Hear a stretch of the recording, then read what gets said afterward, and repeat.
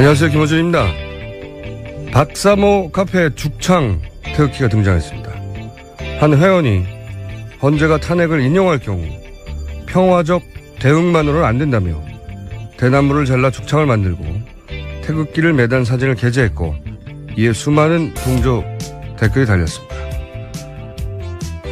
개인 회원만 그러는 게 아닙니다. 정광용 박사모 회장은 탄핵이 인용되면 각자 개별 행동을 해야 하고 자신 역시 개별 판단을 하겠다며 자신의 자녀들이 아직 어리지만 자신은 살 만큼 살았다는 자살 테러를 암시하는 글을 게재했습니다. 이렇게 모두를 협박하고 있는 박사모를 말리기는커녕 이들에게 감사 편지를 보낸 대통령의 행동은 우리가 그동안 어떤 사람을 대통령으로 두고 있었는지 여실히 드러냅니다.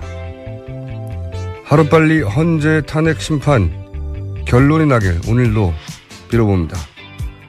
죽창 태극기 같은 짓들은 정말 더는 못 봐주겠습니다. 김호준 생각이었습니다.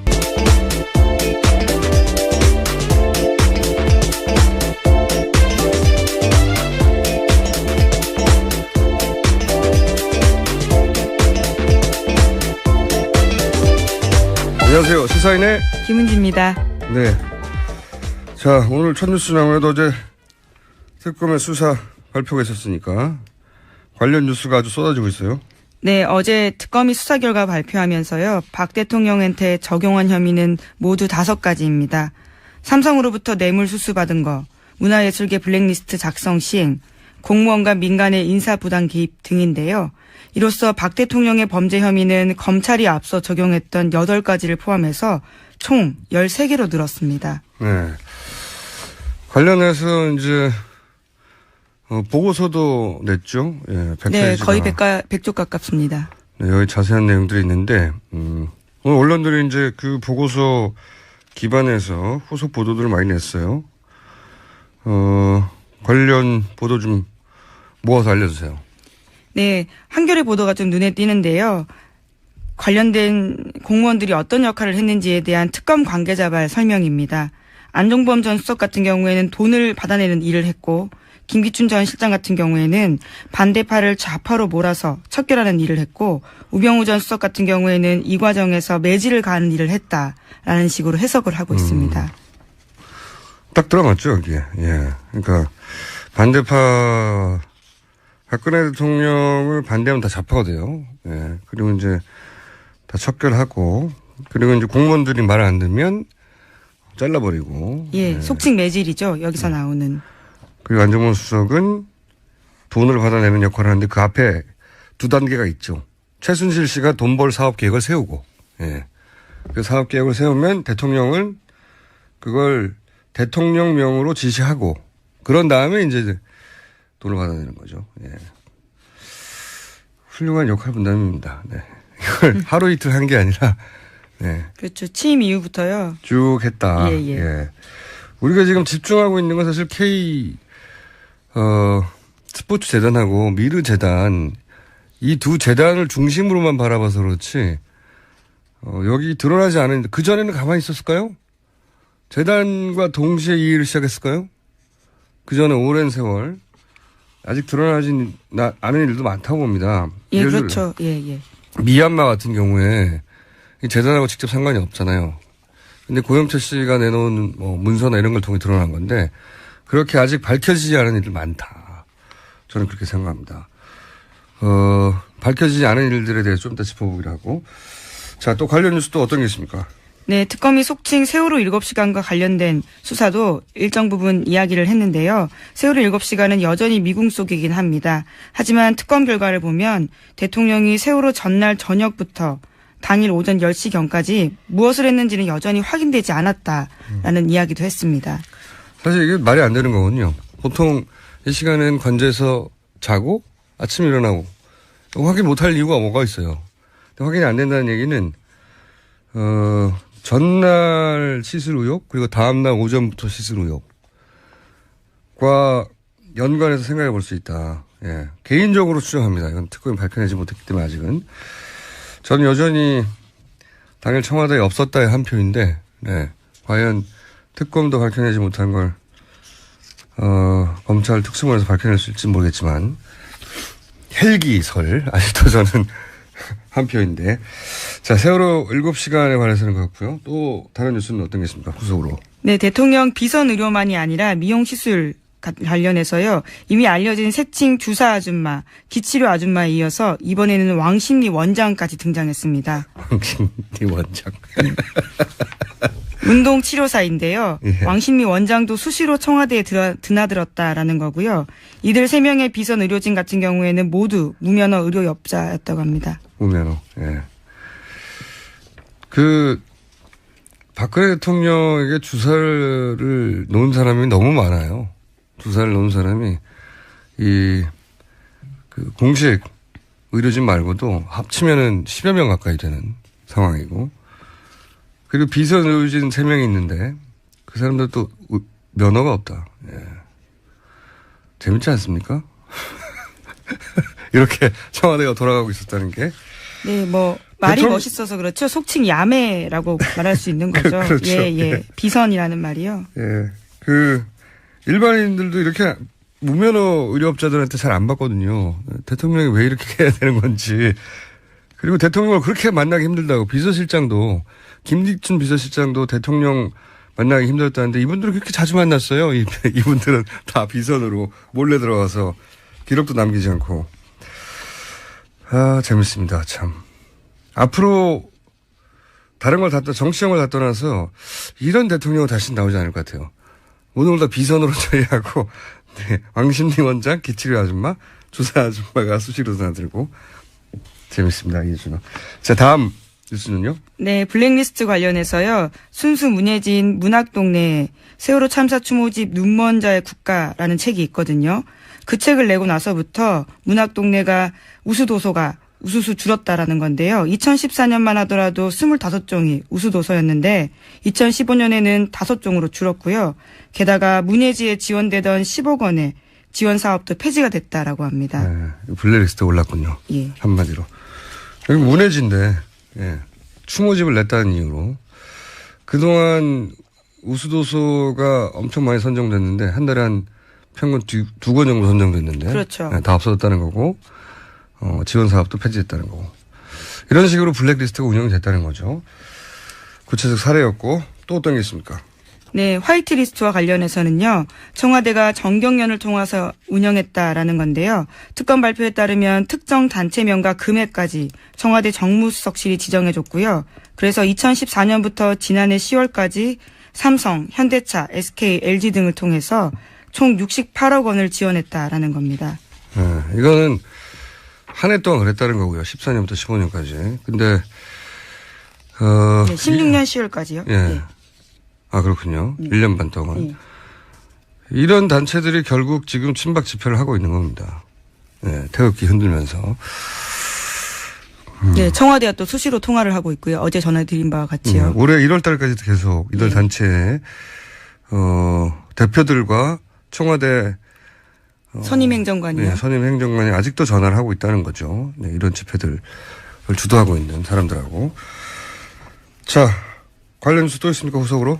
네, 두 번째 태블릿 PC 관련해서요. 명의자는 최 씨 소유의 건물 환경미화원이었다라는 특검 수사 결과도 있습니다. 뿐만 아니라 사용요금은요. 최 씨 비서의 명의로 국민은행 계좌에서 나갔다라는 건데요. 이 계좌에서는 다른 것도 나갔습니다. 최 씨 명의로 최 씨가 개통한 여러 대의 차명폰 요금도 나갔다라는 건데요. 특검 조사 결과에 따르면 최순실 씨가 직접 대리점을 찾아가서 개통했다고 하고요. 태블릿 PC 암호는 최순실 씨가 휴대전화 등에서 사용했던 L자 패턴과 같다고 합니다. 그리고요. 태블릿 PC에는 개통 다음 날인 10월 13일에 열렸던 박 대통령 말씀자료 수정본이 들어있었는데 검찰 조사에서 정호성 전 비서관은 이 자료를 자기가 최순실 씨에게 줬다 이렇게 인정했습니다. 이런 게 바로 증거가 차고 넘치는 거죠. 예. 최 씨 건물에 일하는 환경미화원이 했고 본인이 다른 대포폰 결제를 했던 계좌를 통해서 결제를 했고 본인이 개통을 했고 패턴도 같고 대통령 말씀 자료도 있고 정호성 비서관도 그 자료를 줬다고 하고 이게 아닐 수가 없잖아요. 그리고 이동 경로가 그대로 최순실 이동 경로가 일치하고 본인이 아니라는 거 아닙니까? 예, 여전히 부인하고 있습니다. 그리고 이런 거를 가짜 뉴스를 통해서 이제 배포를 하죠. 본인 것이 아니라고 계속해서 아직도 주장하고 있죠. 예. 가짜뉴스 관련도 또 뉴스가 있나요? 예, 다른 가짜뉴스도 갈수록 기승인데요. 헌재 선고 결과 나오는 걸 기대하면서 앞두고 가짜뉴스가 계속 나오고 있습니다. 관련해서요, 최근에는 찬성이 31%다. 이런 식의 가짜뉴스까지 나오고 있습니다. 탄핵 찬성 의견이 31%다? 네, 그러니까 여론이 뒤집어졌다라는 거죠. 친박 집회에 나오는 분들의 탄핵 여론조사 아니에요? 근데 이 가짜뉴스는 주시합니다. 이게 가짜뉴스가 시작된 게 미 대선에서 트럼프 쪽에서 시작했거든요. 그때 이제 지금 우리나라 가짜뉴스의 모태에 해당되죠, 사실은. 지금 우리나라 가짜뉴스가 주장한 것들과 거의 원조니까 유사한 논리들을 구사했어요. 기성 언론들은 믿을 수 없다. 그러면서 뭐 예를 들어서 CNS 뉴스. 원래 CNN 뉴스잖아요. 네네. CNS 뉴스. 이게 친트럼프 뉴스 사이트가 만들어져요. 뉴스 사이트가 똑같이 생겼어요. 예. 철자로만 다르고. 우리도 이제 노컷 있잖아요, 뉴스가. 근데 노컷 일베라고 제호를 그런 식으로 만들었는데 여기 보면 이제 팩트가 아니라 이제 주장을 하는 건데 자기 주장을 뉴스의 포맷으로 만들어서 그렇죠. 사실처럼 주장을 합니다. 그리고 기존 뉴스 사이트하고 거의 같은 구성, 같은 디자인으로 만들거든요. 그 디자인으로 페이크 뉴스를 만들어서 미국 같은 경우는 페이스타임을 통해서 많이 유포했어요. 우리는 이제 카톡을 통해서 많이 유포하죠. 네네. 네. 거의 유사한 구조인데 근데 미국 경우에는 그 배후에 엔지니어 출신으로 헤지 펀드를 운영해서 굉장히 큰 돈을 번 빅데이터 전문가가 있습니다. 미국에. 정치연금도 많이 내는 사람인데. 그 전문가가 프로를 고용해서 만든 사이트였어요. 실제로. 아마추어들이 한 게 아니고. 그리고 그 전문가는, 트럼프 진영에 막대한 후원금을 냈던 사람이기도 하고. 여기서 이제 재벌과 또 겹치기도 하죠. 네. 우리나라 가짜뉴스 역시 이제 이 생산되는 뉴스의 포맷이나 사이트나 문구, 그리고 기사를 만들어내는 속도, 배포, 이런 거 보면은 매체 제작을 한 경험이 있는 사람이 총괄하는 게 거의 확실해요, 제가 보기에는. 아마추어들이 이렇게 단시간에 이런 사이트를 이렇게 만들어서 이렇게 많은 양의 콘텐츠를 이런 속도로 만들어서 이렇게 광범위하게 배포할 수가 없어요. 제가 우리나라 최초의 온라인 매체를 만들었지 않습니까? 아, 딴지일보, 예. 20년 전에. 예. 그리고 20년 가까이 유지했는데, 전문가의 온라인 매체, 이 전문가가 보기엔 이건 프로의 솜씨고, 그러니까 온라인 매체를 운영해 본 적이 있는 그 온라인 매체 의사 결정권자 레벨, 그런 사람이 총괄을 맡고, 그리고 그런 매체를 만들어 본 프로들이 뛰고, 그럼 돈이 필요하잖아요, 거기에. 당연히. 그리고 무엇보다도 뭐가 필요하냐면, 그 개별 그 기사를 만들어내는 사람들이 자기 마음대로 만들어낼 수가 없어요. 왜? 목적이 있지 않습니까? 이런 가짜뉴스를 만든. 그러면 편집에 큰 방향이 나와야 돼요. 그게 제일 중요합니다. 예를 들어서 그 타블렛을 가짜로, 만들어라. 가짜 타블렛이라고 퍼뜨려라. 그럼 쫙 관련 기사가 나와야 되는 거잖아요. 네, 속칭 야마라고 하죠. 기자들끼리. 예, 주제를 잡는다라는 차원에서요. 오늘 이렇게 언어가. 예, 속칭의 단어들을 몇 가지 알려드렸습니다. 기자들은 그런 단어를 잘 쓰죠. 예, 일본 말이긴 합니다만. 예. 그거를 잡는 사람이 제일 중요한 거예요. 매체 이 기술적으로 어떤 사이트를 만들고 그건 사실 그런 걸 만들어 본 프로들이 와서 하면 되는데 중요한 건 그런 사람들이 어떤 방향으로 콘텐츠를 나갈 것인가를 지시하는 사람. 컨트롤 타워가 되겠죠. 컨트롤 타워가 꼭 있어야 돼요. 그러니까 이걸 좀 좁혀보면 친박 진영에 온라인 미디어를 운영한 경험이 있는데 그러면서 청와대와 교감할 수 있을 만큼 가까이 있었던 그런 총괄이 누굴까? 또 하나 청와대에서 현재 이제 문고리 3인방 김기춘 이 공백이 생겼잖아요. 네, 우병우 전 수석까지요. 네. 이 공백을 메우면서 그 공백 사이에 대행을 하고 있는 그들이 했던 역할을 대행하고 있는 거라고 짐작되는 컨트롤 타워는 누굴까? 대략 짐작 가는 사람들이 있어요, 저는. 예. 계속 앞으로도 탄핵 심판 이후에도 추적하려고 하는데, 헌재 사찰 나왔지 않습니까? 네네. 우병우 전 민정수석이 이제 본인과 신분이 있는 국정원 고위 간부, 아마도 국정원 2차장이 아닐까라고 이제 추정들 하고 있는 그 누군가에게 연락을 해서 이런 일이 벌어졌다. 이게 이제 보도 내용이었잖아요. SBS의 주말에. 근데 이 보도가 사실이면 뭐 개인적으로는 그런 개연성은 충분히 있다고 보는데. 박 대통령이 갑자기 전화기를 들고 우병우 전 민정수석에게 여보시오, 그것 좀 알아보시오. 했을 리가 없잖아요. 본인 스타일상으로도 그렇고. 그리고 이걸 수십 년간 그렇게 해오지 않았는데 공식 라인을 통해서 했을 리도 없잖아요. 이런 일을. 불법인데. 그러면 중간에 누군가가 우병우 전 민정수석에게 연락을 했을 거 아닙니까? 당연히. 그것 좀 알아봐달라고. 저는 그 연락을 하는 사람이 이 가짜뉴스의 컨트롤 타워이자 친박 집회의 컨트롤 타워이자 그리고 지금 그 공백을 메꾸고 있는 동일 인물이다라고 개인적으로 추정하고 이 범주를 좁혀간 결과 후보들이 등장했습니다. 네. 아, 들인가요? 예, 복수인가요? 예. 아주 후보들이 등장했고 그중에서 추려가는. 박 대통령은 평생 아주 극소수에 신뢰하는 사람하고는 소통했거든요. 예. 그건 이미 평생을 통해 여러 방식으로 입증된 거고 여러 사람이 일을 이렇게 막 나눠서 하지 않아요. 시스템을 믿지 않고. 예. 자, 누굴까요? 충분한 입증 자료가 나오면 제가 이제 공개할 생각인데 아직은 충분하지 않아요. 네. 이 그림이 좀 그려졌다. 가짜뉴스 등장하면 앞으로 다음 시간 정도에 뭔가 말할 수 있을 게 생기지 않겠는가 예고합니다. 예. 자, 다음 수는요? 네, 양승태 대법원장이 어제 헌재 소장 권한대행인 이정미 재판관의 후임자를 지명했습니다. 때문에 불필요한 정치적 논란이 낳고 있는데요.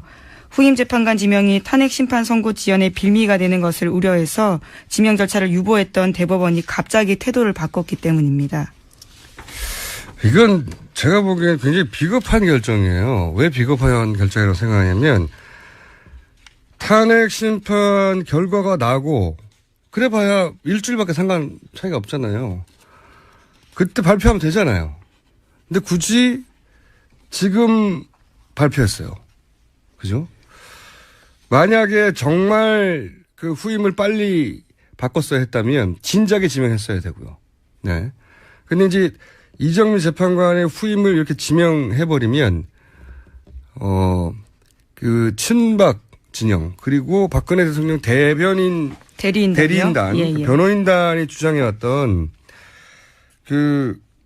지금 7명이 될지 몰라서 7명이 되기 전에 결론을 내려가 한다는 게 지금까지 논리였는데 그 논리를 반박할 수 있는 근거를 정해 주는 거거든요. 예, 그렇게 되는 셈이죠. 네. 그래서 이제 이걸 들어서 이제 후임 지명됐으니까 후임이 새로 오면 결론을 내자 급하게 할 필요 없다. 이 논리를 계속 주장하고 싶었는데 그동안 후임이 지명이 안 돼가지고 못했잖아요. 그래서 아마도 압박을 받았겠죠. 양승태 대법원장이요. 네, 대법원장도 보수 진영이 임명한 사람이니까 임명을 받았을 테고 또 한편으로는 국민적 여론은 있지 않습니까? 그거 개입하면 안 된다고. 그러니까 어중간하게 발표한 거예요. 어중간하게. 중간에 껴가지고. 일주일만 있다가 발표하면 되는 것을 굳이 어중간하게. 그래 놓고, 탄핵 선고에 영향을 주지 않으려고 했다. 말도 안 되는 소리죠. 선고에 영향을 주지 않으려고 했다면 임명을 일주일 있다가 하면 되는 겁니다. 예. 전혀 필요 없는 불필요한 그 논란을 만들어냈거든요. 이게 좀 어색한 게요. 이상훈 전 대법관 같은 경우에도 지금 후임 없이 나가 있는 상태거든요. 그러니까 대법원도 한 자리가 비어 있습니다.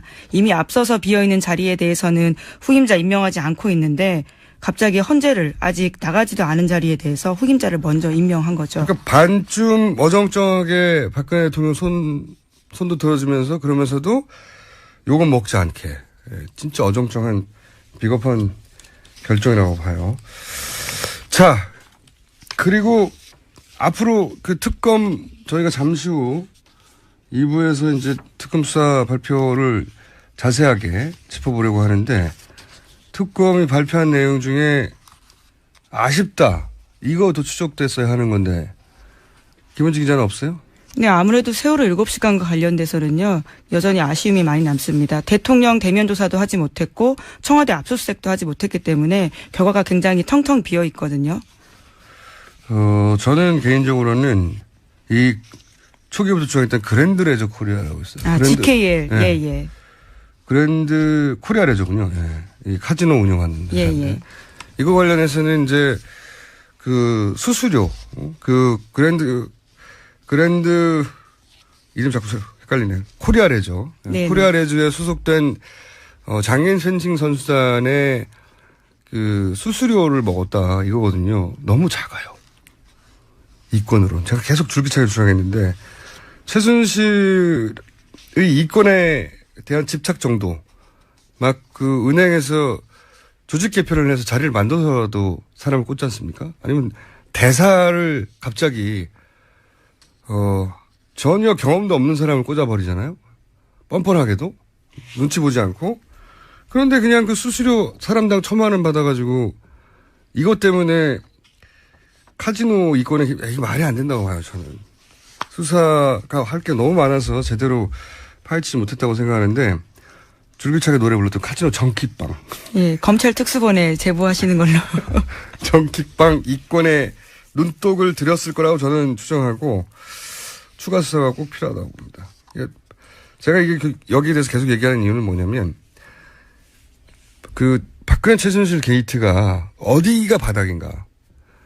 얼마나 저열했는지 그 바닥을 들춰낼 수 있는 사안이에요. 그러니까 카지노에서 그 정키빵 소위 이제 빚으로 도박하는 거죠. 예. 그거 사채 회수하는 거거든요. 그 사채 회수할 때 이권이 생겨요.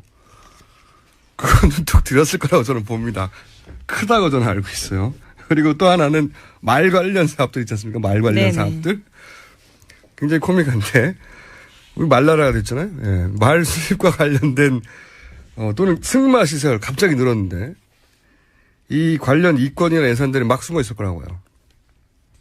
그리고 또 하나는 이것도 이제 특수본에 수사해야 된다고 보고 개인적으로 가장 황당한 게 이제 ODA 사업. 네. 이게 이제 개발도상국 원조자금 국가가 어느 정도 규모를 갖추고 경제 수준이 되고 그러면 그동안 원조 받아왔던 것을 대감다는 의미에서 원조 자금을 만들어서 운영한단 말이죠. 굉장히 뜻깊은 자금입니다. 근데 이걸 해먹으려고. 이걸 그리고 미얀마 대사까지 임명을 했고 워딩도 아주 좋지 않습니까? 자손 대대로 해먹을 수 있는 거라고 얘기를 했는데 근데 여기 주목하는 대목은 뭐냐면 여기서 이제 공장 부지를 무상으로 불화받으려고 했던 정황이 있잖아요. 네. 네네. 삼성을 통해서. 예. 네. 그래서 제가 이것은 개성공단과 연결될 수 있을 것 같다. 예. 예, 삼성을 통해서는 잘못 이야기한 겁니다. 삼성을 거기 또 투자를 시키려고 했었던 네. 거죠. 그러니까 이게 미얀마 정부로부터 공장 부지를 50년 정도 무상으로 받아서 거기 입주하려고 하는 공장이 있으면 공장이 조금만 받아도 그야말로 땅 짓고 헤엄치기 아닙니까? 몇십 년 동안. 근데 개성공단이 폐쇄돼서 그런 대체 부지를 찾으려고 한 게 아니라 그런 대체 부지로 임대 사업을 할 수 있겠다 생각이 들어서 기획부동산처럼 개성공단을 폐쇄한 게 아니냐라는 개인적 추정인데 이거 추가 수사가 꼭 필요한 대목으로 봅니다. 저는. 마지막으로 아직 특검을 통해서는 한 번도 등장하지 않았는데 저는 이것도 굉장히 큰 덩어리라고 생각하는데 실제 보유 재산으로는 최순득 씨가 가장 많아요. 최순천 씨도 훨씬 많습니다. 최순천 씨가 더 많아요? 네, 왜냐하면 서양 네트워크스라고 해서요. 사업체를 가지고 있는 가족이 있기 때문에요. 네. 뭐 물론 부동산은 어떻게 차이가 날지 모르겠지만 최순천 씨가 더 많다고 이번에 나왔습니다. 부동산까지 합쳐서 최순천 씨가 더 많아요? 2,700억 재산 중에서는 최순천 씨로 알고 있습니다. 잘못 알았군요. 예. 물론 최순득 씨도 많습니다. 네. 예. 많아요. 뭐 예. 10억, 20억이 아니고 1,000억 대니까 다들. 예. 근데 이제 최순득 씨가 그 재산을 불려온 방식에 대한 제가 한번 그 주시에서 다룬 적이 있는 것 같은데 사채업을 했고 그리고 그 사채업을 하면서 기업의 인수합병 자금을 대고 그리고 나서 주가 조작을 해서 해먹는 전형적인 금융범죄인데 소위 엔터 쪽 비즈니스에 이런 일이 많거든요. 그 검찰 특수본에서 요 사안을 추가 수사를 하면 저는 이게 덩어리가 엄청나게 나올 거라고 봅니다. 엄청난 게. 그게 뭐 또 10억 해먹었네, 20억 해먹었네가 아니라 몇백억, 몇천억에 해당될 엄청난 잠겨 있다. 저는 최순실 일당에게 가장 큰 돌은 재산 몰수라고 하거든요. 예, 불법적으로 취득한 재산에 대해서는 끝까지 추적해서 다투는 탄핵하고 무관하게 그리고 정권하고도 무관하게 계속 특검해야 된다고 봅니다. 저는. 예, 현재 추진을 청구한 상태이긴 하지만 금액이 그렇게 많지는 않습니다. 전체 재산에 비하면요. 물론 지금, 일반인한테 많은 돈입니다. 그렇죠. 예, 네. 예. 100억 있어요? 예. 지금 추가로 특검이 찾아내는 건 200억에 불과하잖아요. 예, 그렇습니다. 그리고 최순실 씨가 평생 동안 공식적으로 한 사업이라고는 유치원밖에 없어요. 네, 초이 유치원이라고요. 네. 유치원을 경영했었고. 그것에서 어떻게 이 돈을 봅니까? 그리고 이 집안이 공식적으로 했던 사업이 양말 사업이에요, 예전에. 어떻게 몇 천억을 법니까? 양말 사업하고 유치원 해가지고. 말이 안 되잖아요. 끝까지 추적해야 되는데 이게 굉장히 오래 걸리거든요. 저는 상설 특검으로 꼭 재산을 불법적으로 취득한, 본인들이 이제 그 이후에 그 취득한 재산을 기반으로 합법적으로 한 것도 있겠죠. 그건 제하더라도 불법적으로 취득한 재산은 아무리 오래 걸려도 몰수해야 되고, 그러지 않으면, 그렇게 해서 역사에 기록해 놓지 않으면 저는 다시 부활한다고 봅니다. 이런 사안들. 교과서가 등장했잖아요. 이거 보고 막 배워가지고. 좀 길게 했나요? 네. 또 하나 아쉬운 거 우병우 전 수석에 관련된 수사. 뭐 아무래도 자료가 많이 안 넘어왔다고는 하지만요. 같은 검찰끼리 속칭 좀 봐준 거 아니냐라는 의혹을 살 수 있는 부분들이 있어서요. 그 부분은 좀 더 아쉽습니다. 우병우 전 민정수석에 대한 애착이 많으시군요. 관심이. 그거는 근데 특검에서 못하더라도 저는 한편으로는 이 정도까지 일이 됐는데 특수본에서 검찰 특수본에서 그냥 넘어갈 수 있겠나 이런 생각도 합니다. 예, 더 할 수 있도록 좀 압력을 넣어야 될 것 같습니다. 여론으로서요. 예. 자, 오늘 여기까지 하겠습니다. 좀 특검 수사 발표가 있어서 이야기가 길어졌는데 또 다뤄보겠습니다. 2부에서. 오늘 여기까지 브리핑을 하겠습니다. 시사인의 김은지였습니다. 감사합니다. 첫 번째 인터뷰 시간입니다. 어제 박영수 특검이 수사 결과를 발표했죠. 검찰 출신으로 탄핵 소추안 초안을 작성한 분입니다. 민주당의 금태섭 의원 전화 연결하겠습니다. 안녕하십니까? 예, 안녕하십니까? 네, 오랜만입니다. 네. 예, 잘 지내셨습니까? 검찰 출신으로 이 수사 결과 발표문을 읽으시면서, 이 정도면 몇 점을 줄 수 있다. 그런 관점에서 어떻게 평가하셨습니까? 몇 점짜리였습니까? 예, 박영수 특검은 절반의 성공이라고 하셨는데요. 네. 제가 봐서는 90점을 드려도 되지 않을까 싶습니다. 90점이요? 예, 특히 삼성 이재용 부회장 뇌물 사건을 통해서 네.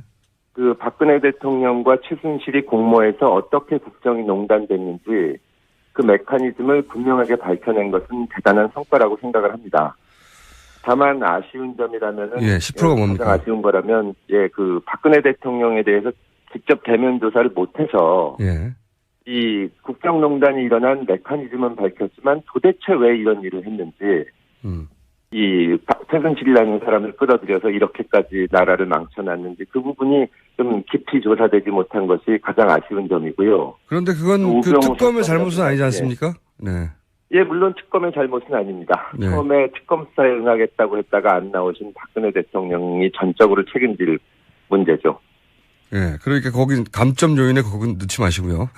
예, 그래서 90점은 된다고 봅니다. 네, 그리고 우병우 민정수석의 수사. 네, 우병우 민정수석의 수사 같은 부분이 조금 미진했는데 70일이라는 길지 않은 기간에 이루어진 수사라는 점을 감안한다면 역대 특검 중에서 가장 성과를 낸 훌륭한 결과가 아닌가 싶습니다. 혹시 이제 언론에 보도는 안 됐지만 개인적으로 이 사안을 나는 주목한다. 혹은 보도됐지만 언론은 크게 다루지 않았는데 검찰 출신을 보기에 여기에 이걸 캐면 거기 굵직한 게 뒤에 있을 거야. 이런 사안 있었나요, 혹시? 지금 특별히 어떤 분야라기보다는 일단 두 가지를 하고 지적하고 싶은데 첫째로는 박근혜 대통령 대면 조사를 통해서 이 국정농단의 기본적인 동기가 뭔가를 밝힌다면은 여러 가지가 나올 수 있을 것 같고요. 또 하나는 아직 사실 본격적인 수사가 거의 안 이루어졌다고 볼 수 있지만 우병우 수석에 대해서 심도 있는 수사를 한다면 특히 검찰 수사 과정에서의 그 왜곡이라든가 지금 화이트 리스트, 블랙 리스트가 다 나왔는데 검찰이나 사법부를 좌지우지한 부분이 나오지 않을까 그것을 주목하고 있습니다. 국정원도 있을 수 있겠죠. 검찰, 사법, 예, 국정원. 마찬가지입니다. 예. 알겠습니다. 자, 이에 대해서 이제 박근혜 대통령 측에서는 이 특검 수사 결과가 공정하지 않고 박영수 특검을 오히려 구속하라는 말도 나오고요. 불법이라는 얘기도 나오는데 이런 반응에 대해서는 어떻게 평가하십니까? 예, 경기에서 진 다음에 심판 탓을 하는 전형적인 그런 모습이라고 보고요. 기본적으로는 박근혜 대통령이 나와서 자신의 입장을 설명할 수 있는 충분한 기회가 있었습니다. 여러 번 있었죠. 특검에서도 네. 참고인으로 조사하겠다고 했고 장소나 시간 부분에 있어서도 청와대 쪽 의견을 충분히 받아주겠다고 했는데 본인이 나와서 말씀을 안 하시면서 이것을 비판한다는 것은 정말 앞뒤가 맞지 않는 겁니다. 제가 보기에는 일방적인 의견 발표만 할 뿐 질문 받는 것을 두려워하지 않나 하는 그런 느낌이 나는데 어쨌든 나오시지 않고 자기 입장을 밝히지 않았으면서 결과에 대해서 본인이 임명한 특검이 수사한 결과에 대해서 반박을 하는 것은 정말 앞뒤가 안 맞는 일이라고 생각합니다. 오는 10일, 그러니까 이번 주 금요일 아니면 다음 주 월요일에 결국은 탄핵 심판에 이제 결론이 날 거라고 추정들을 하는데 네, 지금 맞습니다. 어제 나온 특검의 수사 발표가 이 탄핵 심판의 증거로 채택되지는 않는 걸로 알고 있는데 이게 참고가 됩니까? 어떻게 되나요? 이럴 경우에? 일단 헌재에서도 공식적으로 밝혔지만 증거로 채택이 안 됐기 때문에 이 부분이 직접적인 영향을 미치지는 않습니다. 네. 그러나 역설적으로 봐서 특검에서 지금 드러난 사실들이 지금까지 국민들이 짐작하는 것과 전혀 다르지 않거든요. 말하자면 무슨 박근혜 대통령이 사실은 억울했다거나 다른 사정이 나오지는 않았고, 그 다음에 이 언론 보도들을 결국 헌법재판관들도 보시게 되는데, 구체적인 범죄 사실보다도 대통령은 지금 아무 사익도 추구한 적이 없고, 잘못이 없다고 말씀을 하지만, 그렇다면은 왜 그렇게까지 대포폰까지 만들어서 청와대에서 국정을 운영했는지, 이런 부분이 간접적으로는 영향을 줄 것으로 생각을 합니다. 이런 보고서가 헌재에도 가긴 갑니까? 가지는 않겠지만 언론에 많이 보도되니까 다 보시겠죠. 물론 헌재에서는 증거에 의해서 판단을 하실 거고 그동안 헌재에서도 충분히 심리를 했기 때문에 증인신문도 하고 검찰 수사기록 등 증거도 봤는데 이번 특감 기록이 그 검찰 수사 결과와 거의 맥락이 같기 때문에 아마 지금 가지고 있는 심증을 굳히는데 그런 영향을 주지 않을까 싶습니다. 심증에 영향을 줄 수 있다. 네. 예. 그분들도 사람이니까요, 당연히. 예. 제가 이제 이건 좀 주변 질문인데 특검이 검찰로부터 넘겨받은 수사 기록이 5만 5천 페이지라고 제가 들었거든요. 그리고 특검이 만들어낸 게 또 10,000페이지가 넘고 제가 이런 거 볼 때마다 5만 5천 페이지를 언제 다 읽지 그런 생각이 들어요. 검찰에 계셨던 분으로서 5만 5천 페이지를 단기간에 다 읽고 그리고 거기서 이제 출연해서 수사를 하고 이게 가능한 겁니까? 5만 5천 페이지 어마어마한 분량인데. 저도 검찰 수사 기록을 상당 부분 있어서 읽어봤는데요. 예. 다 읽어봅니다. 저희는 그런 쪽으로는 좀 훈련이 돼 있기 때문에, 변호사 할 때도 의뢰인들한테 드리는 말씀이 뭐라도 적어내면은 판사나 검사들은 다 읽어본다. 그래요? 특히 이런 중요한 사건에서는 놓치는 부분이 있어서는 안 되기 때문에 아마 여러 번 읽어봤을 거로 생각을 하고요. 또 이 사건 같은 경우는 언론에서도 이 자료들을 나중에 다 봐서 놓친다는 거는 있을 수가 없고 5만 5천 페이지라고 하더라도 마음 먹고 읽으면 며칠에 다 읽을 수 있습니다. 연수원에서 속도 가르칩니까? 이게 5만 5천 페이지를 금방 그리고 이게 굉장히 불행한 일이고 정말 읽다 보면 참담한 생각이 들기는 하지만 또 워낙 흥미진진한 내용이기 때문에 헌법재판관들도 검찰 수사 기록을 다 읽고 숙지하고 계실 거라고 생각합니다. 그렇군요. 이걸 다 읽는 거군요. 실제로. 예. 저는 그냥 요점만 읽는 줄 알았더니 다 읽는다. 알겠습니다. 자, 이건 어떻습니까?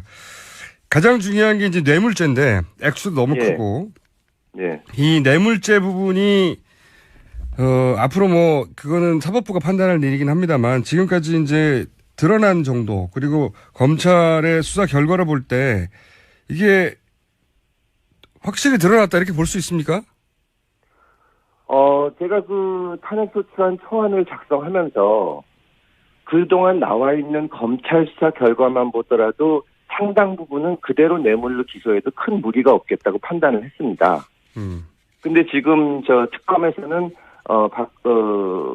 이 삼성 이재용 부회장에 대해서 2차례에 걸쳐서 영장을 청구하면서 예. 그 부분을 철저히 보강을 해놨기 때문에 제가 봐서는 뇌물죄로 인정하는데 충분할 정도의 증거가 확보됐다고 보이고요. 예. 그리고 이제 재판을 하다 보면은 비슷한 사례가 여러 가지가 있으면은 그 증거가 더 보강이 됩니다. 근데 아직까지는 시간이 없어가지고 다른 대기업에 대한 수사가 이루어지지 않았는데, 그렇죠. 예, 미르재단이나 K스포츠재단 또 다른 식으로 금품을 제공한 그 기업에 대해서 조사가 이루어지면은 대가성 부분이 이 배로 이렇게 그 보강이 돼서 그렇겠군요. 뇌물죄를 충분히 인정할 수 있을 거라고 봅니다. 지금은 삼성 그리고 하나지만 예.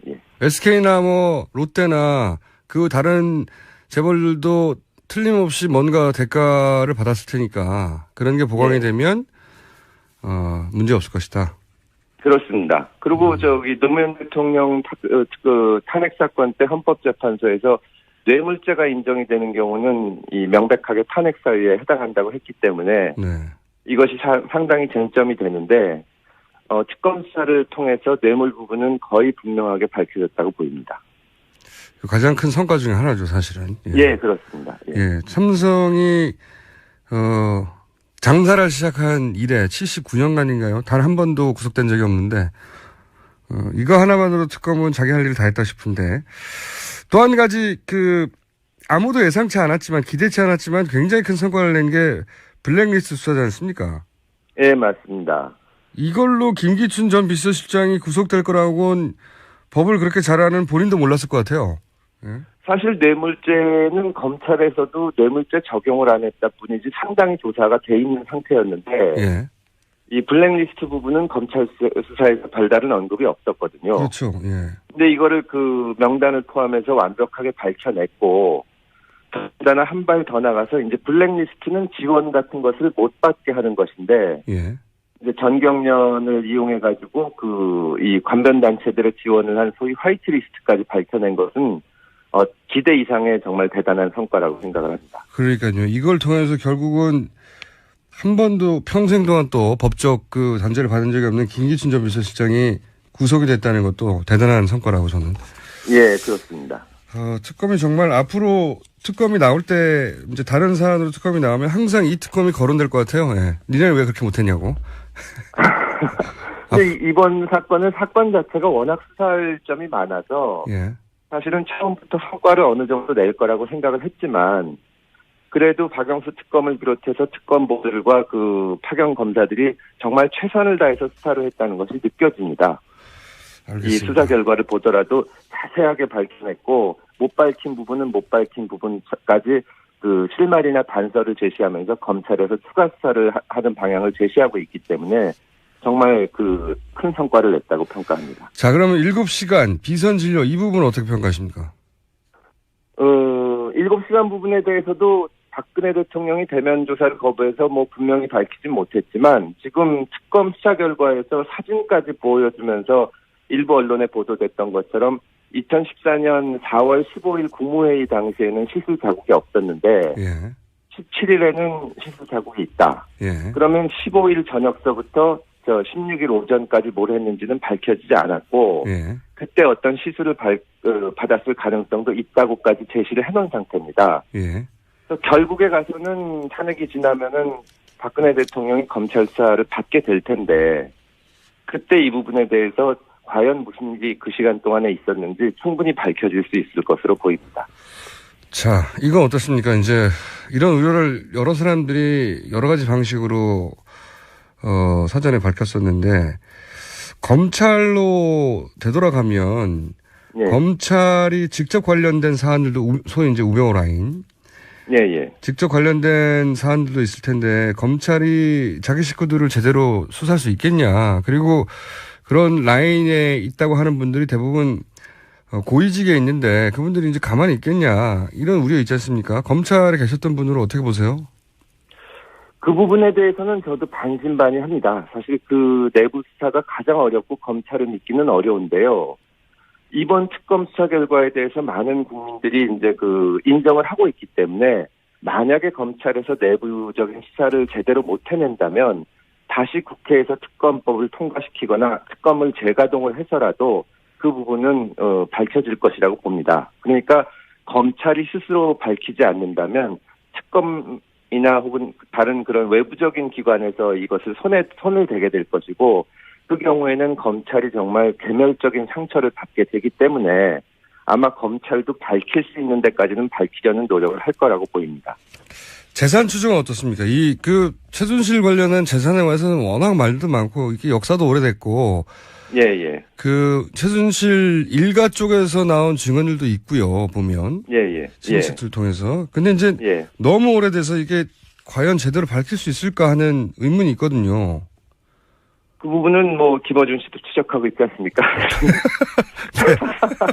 이번에 그것도 상당한 성과라고 보이는데요. 물론 다 찾아내진 못했겠지만 이 사건의 본질을 밝히려면 맨 처음부터 박근혜 대통령이 왜 이렇게 행동을 하게 됐는지를 좀 그렇죠. 찾아내야 되는데 그 단서가 되는 것이 그 최순실 일가의 재산이라고 생각이 됩니다. 그래서 경제 공동체라는 얘기가 나왔었는데, 그죠? 예. 2천 몇백억 정도를 찾아냈는데 물론 다 찾았다고 보지는 않지만 실마리들이나 단서들이 상당히 있을 거기 때문에 검찰에서 시간을 가지고 조사를 한다면 전모를 밝힐 수 있을 것이라고 보고 또 반드시 밝혀야 된다고 봅니다. 이게 개인의 실력으로 얻은 재산이라면 전혀 그럴 필요가 없지만 만약에 진짜 무슨 이 박근혜 대통령의 재산이 어떤 식으로 나갔다든가 공공이나 국가 재산이 빠져나갔다든가 했을 가능성이 있기 때문에 이 부분은 시간을 두고라도 철저히 추적을 해야 됩니다.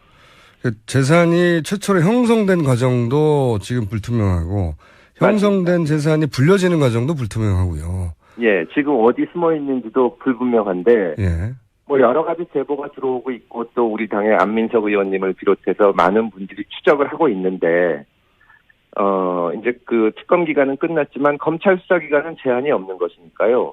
이 부분은 시간을 갖고라도 끝까지 파헤쳐야 될 부분이라고 봅니다. 이 재산, 만약에 그런 재산을 불법적으로 취득한 것이 확인된 재산이 있으면 재산을 몰수할 수 있는 관련 법안도 준비되어 있나요?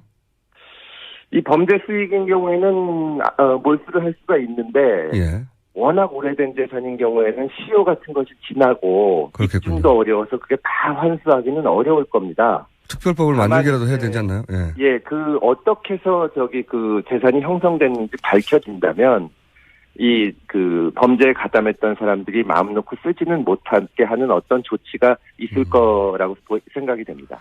이 부분은 특히나 역사의 교훈으로 탄핵 결과와 상관없이 대선 결과와 상관없이 끝까지 밝혀서 사실은 기록해둬야 된다고 생각이 들어서.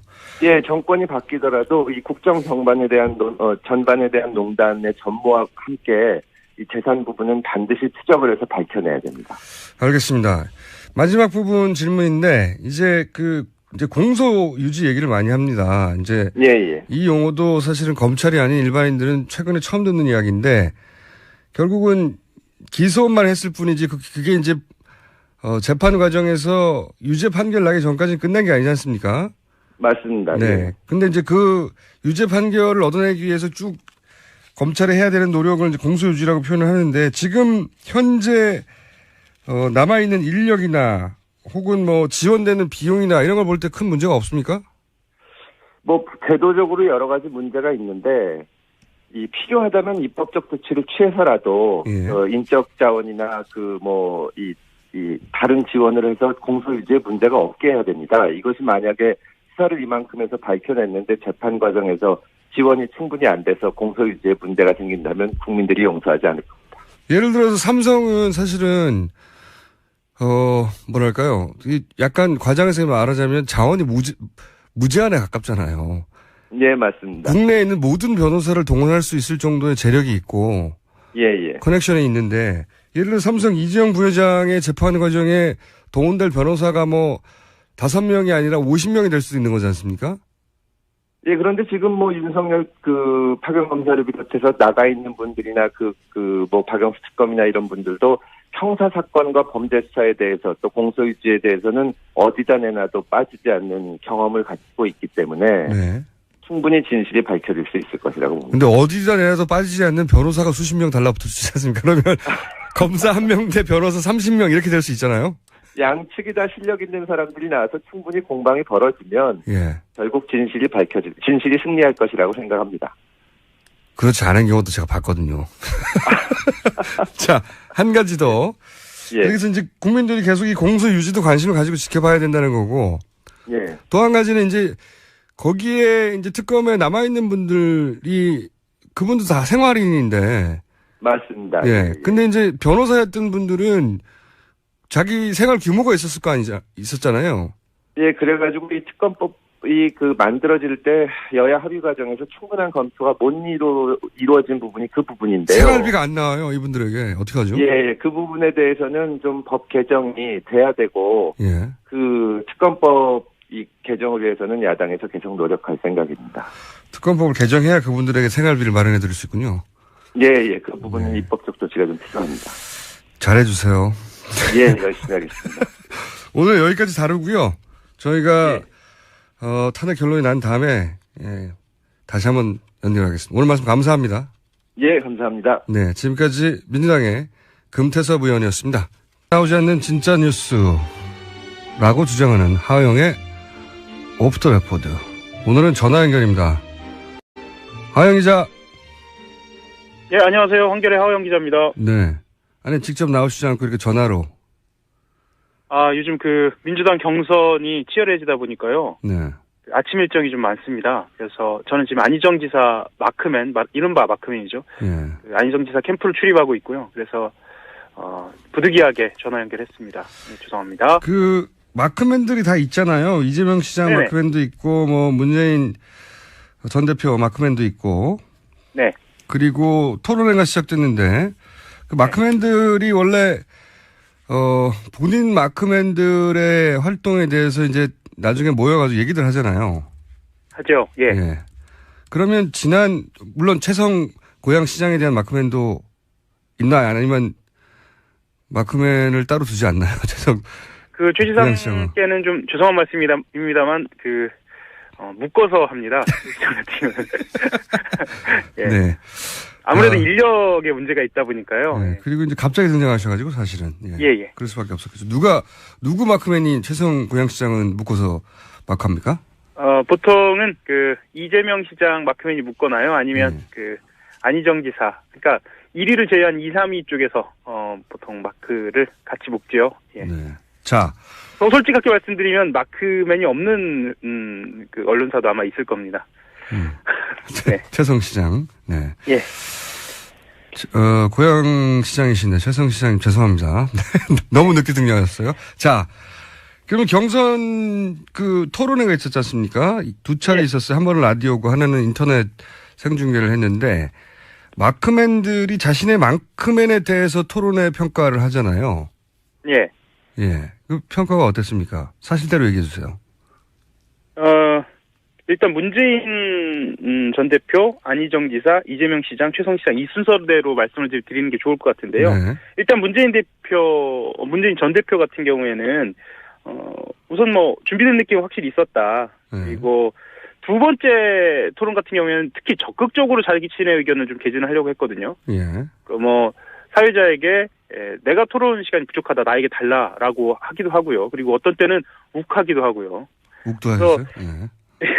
예. 특히나 재벌개혁이나 준조세의 법정부담금 논란 같은 경우에는 자기가 자기 논리를 가지고 좀 적극적으로 의견을 좀 개진하려는 모습을 좀 보였어요. 예. 그 대목은 이제 이재명 성남시장이 문재인 전 대표에게 친재벌 아니냐라는 공세를 많이 핀 걸로 알고 있는데. 그렇죠. 네. 그래서 자기 의견을 좀 적극적으로 이야기하고 공약을 차분하게 설명을 했다는 점에서는 마크맨들도 좋은 점수를 줬는데요. 네. 지난번하고 이번 혹시 보신 분들은 느끼셨을 거예요.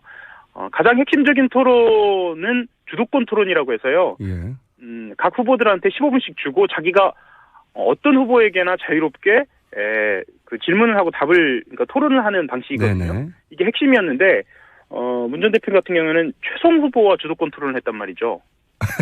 그래서 그래서 이제 첫 번째는 최성 후보가 워낙에 이 질문이 없었기 때문에 본인이 이제 맏형의 어떤 스타일, 이미지로 좀 기회를 주는 것으로 보였는데 두 번째도 그러다 보니까 이건 좀 피해가는 거 아니냐라는 그런 시선도 좀 있었죠. 2위, 3위. 그러면서 아마 2위, 3위와의 이제 직접 대결을 피해간 거 아니냐? 네. 예. 그러면서 좀 감점 요인이 좀 있었습니다. 네. 알겠습니다.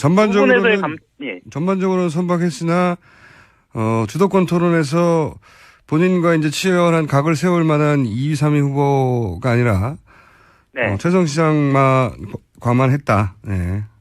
피했다. 그리고 현장에서 본 사람들은 느꼈을지도 모르겠는데요.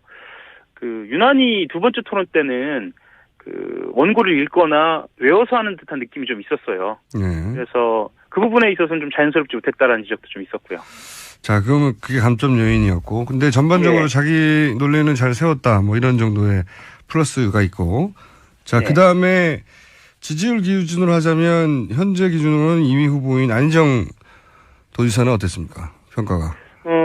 안지사 같은 경우에는 지난번 1차 토론 때는 실제로 몸이 좀 안 좋았다고 그래요. 그래서 약간 토론에서 본인이 평소에 그 증문즉답이라는 형식을 통해서 자유롭게 이야기하는 것과는 달리 약간 불안한 모습도 좀 보였거든요. 근데 2차 토론 때는 확실히 안정된 느낌은 좀 있었습니다. 그런데 본인이 지금 가장 논란이 되고 있는 대연정에 대해서 정말 한번 마음 먹고 드라이브를 좀 걸겠다라고 좀 처음에는 알려져 있었거든요. 근데 그 이슈는 살짝 피해가면서 오히려 안보 이슈에 좀 집중하는 느낌이 좀 있었어요. 이건 전략적인 것인지 아니면 토론에서 본인이 스스로 그 상황에 맞게 태도를 바꾼 것인지는 그건 좀 더 들여다봐야 할 것 같고요. 다만 이제 기자들이 그 마크맨들이 갈증을 느끼는 부분, 안지사에 대해서 갈증을 느끼는 부분은 항상 구체적으로 그럼 무엇을 할 것인가예요. 네, 이 구체적인 부분에 대해서 여전히 등장하고 있지 않다는 점에 대해서는 조금 더 아쉬웠고요. 이게 단순히 합부의 문제냐 아니면은 아직 충분히 준비되지 않았느냐. 그렇죠. 그런 논란을 불러일으키는 대목이죠. 네. 그래서 답변이 구체적이지 않았다라고 하는 감점 요인이 있었다는 거죠. 네네. 뭐 다만 안정감은 좀 있어 보였고요. 그리고 실제로 보신 분들도 아시겠지만 그 토론 스타일에 맞는 태도를 좀 보였어요. 이번에는 좀 자연스럽기도 하고, 그리고 상대방의 공격에 대해서 매끄럽게 넘어가는 부분도 좀 있었고요. 특히나 이제 그 통합에 대한 지적이라든가 아니면 안보 이슈에 대한 지적들은 본인이 지적을 받는 상황임에도 불구하고 상대에게 태도나 어떤 그 화법의 문제를 좀 제시하기도 하고요. 특히 그 사드 문제에서 그런 이야기가 나왔는데 그런 점에 있어서는 좀 좋은 점수를 받기도 했고요. 예. 자, 그럼 이재명 아무래도 제가 안희정 지사 마크맨이다 보니까 좀 좋게 얘기했나요? 그건 감안해 주십시오. 네, 그건 감안해서 마이너스 20점 함수 듣겠습니다. 자, 이재명 시장 마크맨의 평가는 어땠습니까? 사실 이번 토론을 통해서 가장 그 유리한 후보가 이재명 시장이라고 예견했었고, 실제로 1차 토론과 2차 토론에서 가장 두드러진 사람이 이재명 시장이었던 건 맞아요. 예. 특히나 1차 토론 때는 본인이 오히려 안정감 있는 태도로 보이면서 이 시장이 이런 면모도 있었네라는 태도로 보였고요. 2차 토론 때는 이 시장이 먼저 공격적으로 나서면서 특히 그 재벌과 관련된 문제에서 아주 강하게 문 전 대표를 공격하면서 이것이 과연 유권자들에게 너무 공격적인 거 아니냐라고 비춰질지 아니면 역시 사이다라고 비춰질지 이건 조금 두고 봐야 할 것 같습니다. 하지만 마크맨 대사에서는 약간 평가는 엇갈렸어요. 역시 사이다라고 하는 쪽도 있었고요. 저렇게 되면 안정감을 좀 주기 부족해 보일 텐데라고 좀 보는 시선도 있었고요. 알겠습니다. 마크맨의 총평을 듣고 나니까 별 도움이 안 되네요. 예. 자, 또 한 가지는 물론 이제 다른 당들의 대선 후보, 경선 후보 토론회가 나오면 거기도 저희가 평가를 하겠지만 지금은 민주당밖에 토론회를 본격적으로 하지 않고 있기 때문에 민주당 얘기를 먼저 해봤고, 자, 그 안희정 도지사 마크맨으로서 그 네. 지지율이 상승했던 속도하고 거의 유사한 속도로 지금 하강하고 있어요, 지지율이. 유사한 속도인가요? 더 빠른 속도인 것 같은데요. 제가 이제 그 지지율 뭡니까 기울기를 봤더니 거의 유사한 속도인데 그래서 지금 물론 뭐 여론조사 기관들마다 조금씩 차이는 있지만 거의 10% 초중반대로 하락을 했지 않습니까? 예. 아주 단기간에. 네. 여기 대해서 캠프는 뭐라고 평가하고, 그러니까 공개적으로 평가하는, 그러니까 본인들의 이제 언론의 워딩은 저도 봤단 말이죠. 어차피 이렇게 조정기를 거치기 마련 아니냐, 모든 후보들이. 이렇게 얘기하는 정도로 넘어가려고 하는데 실제 분위기는 어때요? 이게 위기의식이 어느 정도입니까? 위기의식 있죠. 위기의식 당연히 있고요. 네. 그 선언의지 발언 이후에 대연정과 관련된 방법론을 어떻게 수정할 것인가를 두고 내부에서도 좀 이견이 있었어요. 그래서 이게 갈등 국면으로 가는 거 아닌가라는 저 나름대로의 캠프 내에서 갈등이요? 예. 노선에 대해서. 그렇죠. 그런데 사실 이 금강팀이라고 불리는 이 안희정 캠프, 그러니까 노무현 전 대통령이 그 보좌진으로 데리고 있었던 팀이 금강팀 아닙니까? 금강빌딩이 있었다고 해서. 금강팀의 결속력이 굉장히 강해요. 제가 예상했던 것보다 훨씬 강하고 대신 안희정 지사의 뜻이 뭐냐라는 것을 분명히 물어서 안희정 지사가 대연정 간다. 방법론이 지금 지지율에 영향을 있지만 대연정으로 통합론으로 간다라고 결정을 내리면서 사실 내부적으로는 이 선언의지 발언이라든가 대연정과 관련된 우려 그리고 지금 지지율에 대한 우려는 지사를 믿고 가는 것으로 그렇게 좀 정리된 상태입니다. 그 기본 방향은 알겠어요. 근데 이제 지금 본인의 뜻이 이러하다는 걸 설명해야 되는 상황이 자꾸 되는데 그렇게 되면 그렇죠. 예, 단어만으로 이미 그 야권 지지자들이 부정적인 이미지를 가지고 있는 단어들이다 보니까 이 단어의 내 본뜻은 무엇이다라고 설명해야 되잖아요. 단어만으로 이미 설명이 필요 없어야 되는데 선거 국면에서는. 그러니까 그 한겨레신문 여론조사에서 그 방법론으로서의 대연정에 대해서는 많은 국민들이 약 10명 중에 한 7명 정도 바른정당까지 포함한 그 대연정은 찬성을 하는 편이거든요. 그리고 절반 이상이 그런 형태에 대해서 긍정을 하고 있고요. 그런데 말씀하셨던 것처럼 실제로 이걸 어떻게 그 이슈와 어젠다로 간명하게 전달할 것인가에 대한 고민은 확실히 부족한 것 같습니다. 그리고 거기에 대해서도 본인 스스로들은 방법론을 계속 찾고 있어요. 그래서 이번 주는 간명하게거든요. 캠프는 간명하게 가자, 간결하게 가자라고 하는데 사실은 말씀하셨던 것처럼 계속 설명해야 되는 방법 그런 그렇죠. 상황이 좀 처해 있는 상황이죠. 예. 뭐 그 복잡한 설명을 한두 마디로 정리하는 게 이 선거에서의 아젠다고 캐치프레이즈인데 그런 면에서는 실패하고 있는 거죠. 네. 그 뜻이 무엇이든 간에. 마지막으로 그 안희정 도지사 캠프의 소위 이제 비문이라고 분류되어 왔던 현역 의원들이 합류하고 있지 않습니까? 예. 이걸 어떻게 해석해야 되나요? 네, 소위 이제 김종인계 아니냐, 혹은 개헌파 아니냐라고 불리던 분들 몇 분이 합류를 해서 이걸 어떻게 바라봐야 되는지 사람들이 해석이 분분한데 캠프 내 출입하는 기자로서는 어떻게 보십니까? 그 박영선 의원 같은 경우에는 뭐 비문계라고 이제 이미 분류가 된 상태고 곧 지지선을 할 것 같고요. 그리고 합류한 의원들을 보면 비문계라고 얘기하는 게 이제 이철희 의원이죠. 그렇죠. 이철희 의원이고 사실 기동민 의원 같은 경우에는 박원순계라고 보는 게 맞죠. 그리고 박원순계가 비문계냐라고 했을 때는 약간의 어떤 논쟁적인 여진이 있는 것 같고요.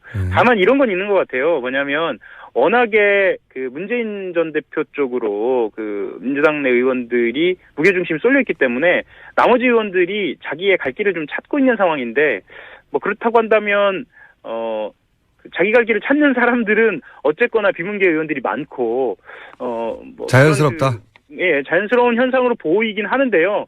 또 안희정 캠프 내부에서는 이렇게 생각하고도 있어요. 뭐냐면 어쨌거나 비문계도 아우르는 포지셔닝이 필요하지 않느냐. 그런 뭐 본인들이 이야기하는 통합의 어떤 이것도 대연정의 컨셉에서 바라봐야 되는 겁니까? 당내 대연정? 본인이 그렇죠. 아니 뭐 당내 대연정까지 이를 이야기하는 것이 맞는지 모르겠습니다. 왜냐하면 본인들이 정견이 어느 정도 차이 나는지 모르겠으니까. 하지만 어쨌거나 그 아우르는 포지셔닝 같은 경우에는 비문계를 충분히 함께 할 수 있는 거죠. 비문계하고요. 여기서 핵심은 이제 사실 김종인 전 대표와 무슨 특별한 커넥션이 있는가 아닌가 뭐 이런 관점인 건데요. 김종인 전 대표하고는요, 커넥션이라기보다 지금 현재 안희정 캠프 내에 있는 박수현 전 의원이 김종인 전 대표의 비서실장 출신이거든요. 그러면서 이제 개인적인 교감이 있는 건 사실이에요. 하지만 그렇다고 해서 안희정 지사를 중심으로 해서 김종인 전 대표가 어떤 정치 판을 그리는 상황이다. 지금 그런 상황 보이고 있지는 않습니다. 탈당은 안 할 테니까요. 네. 알겠습니다. 오늘 여기까지 하겠고요. 네. 네네. 다음 시간에는 꼭 스튜디오에 나와주시기 바랍니다. 네. 네, 감사합니다. 지금까지 한결의 하영 기자였습니다. 특검의 집 앞에서 야구 방망이를 흔들었던 보수단체에 대해서 고발이 이루어졌습니다. 무려 14,000여 명의 시민들이 참여했다고 하는데요. 고발을 주도한 청년당 준비위원회 김수근 공동위원장 연결해 보겠습니다. 안녕하세요. 예, 안녕하세요. 청년당 준비위원장 김수근입니다. 우선 청년당이 준비위원회가 발족됐다는데 이게 청년당이 창당을 하는 정말 당입니까? 예, 말 그대로 지금 창당을 준비하고 있고요. 네. 예, 저희가 지난해 촛불혁명부터 이렇게 모이기 시작한 청년들이 한두 명씩 지금 이 썩은 정치 한번 우리가 직접 정치해서 갈아엎고 지금 죽음으로 내몰리는 청년들 목소리 한번 대변하는 정당 한번 만들어보자 해서 지난달에 1,000명 발기인 모여서 네, 저희가 발기인대회도 하고 이제 정식 창당을 위해서 당원 모집 중에 있습니다. 네. 청년은 몇 살부터 몇 살까지 가입 조건입니까? 아니요, 저희는 가입 조건은 없는데요. 예. 주축으로 지금 활동하는 분들이 지금 39세까지 우선은 39세요? 운영팀에는 40세부터는 안 돼요? 예를 들어서 결혼을 안 했다든가. 운영하는 사람들만 예? 운영하는 사람들만 그렇고요. 당원분들은 네. 나이와 상관없이 본인은 청년이라고 생각한 이혼남은 어때요? 예. 그래서 마음은 청년이당 이렇게 소모임들을 운영하려고 하고 있습니다. 알겠습니다. 그런 창당 준비를 하신 중이고, 근데 이제 청년당의 이름으로 그 자유청년연합의 장기정 대표, 엄마부대 주옥순 대표, 장기정 대표는 이제 야구방망이를 흔든 분이고, 주옥순 네. 대표는 목을 쳐야 한다 이런 이야기를 박영수 특검 집 앞에서 했죠. 네. 네네네. 그런데 그래서, 네. 말씀하십시오. 아니요. 네, 그래서 고발을 어쨌든 그런 이유로 네, 했다고 말씀드리려고 해요. 예. 그런데 이분들에게 어떤 혐의가 적용됐습니까? 고발할 때? 네, 그래서 어쨌든 이 박영수 특검 자택에서 알루미늄 배틀을 들고 장기정이 몽둥이 맛을 보여줬는데 쌍욕도 하고요. 그다음에 네네, 조옥순 그렇죠. 씨가 목을 날리려고 왔다, 네. 때려잡아야 된다. 어쨌든 이런 혐의에 대해서 어쨌든 가장 핵심적으로는 특수공무 방해로 저희가 우선은 넣었거든요. 그래서 방해. 박영수 특검이 어쨌든 저희가 국가기관으로서 법률적으로 이제 수사를 하고 있는데 그에 대해서 그렇죠. 방해를 하려는 의도가 있었기 때문에 그거에 대해서 특수공무 방해로 우선은 넣고 그다음에 신의 한수라고 예. 또 인터넷 방송이 있는데요. 거기서는 이제 주소를 공개하기도 병원에 하고. 보내야 된다. 예. 네, 주소도 공개하고 박영수는 미쳤기 때문에 정신병원에 보내야 된다. 이런 말도 안 되는 이야기를 했어요. 그래서 명예훼손이랑 모욕까지 해서 네. 네, 그렇게 혐의를 적용했고 만약에 지금 어쨌든 검찰이 만약에 또 수사를 제대로 안 하고 한다면 저희가 예비적으로 특수 협박을 다시 넣어서요. 그래서 특수 공무 방해가 안 된다면 특수 협박으로라도 무조건 처벌을 해달라. 이래서 이번에는 무조건 이 사람들에게 단죄를 하려고 네, 하고 있습니다. 예비적 주장 이런 건 굉장히 변호사들만 쓰는 전문 용어인데 변호사세요 혹시? 저 변호사님이 도와주셔가지고요. 아 그렇군요. 네. 자 그럼 촛불 집회와 함께하는 변호사분들이 도와주셨나 보죠? 예, 저희가 매주 촛불 집회를 나가면서 같이 하다 보니까 예. 지금 박근혜 퇴진 비상국민행동이라고 주관하는 단체에 계신 법률팀 변호사 김도희 변호사님 계신데 네. 도움을 구해가지고 진행을 할 수 있었습니다.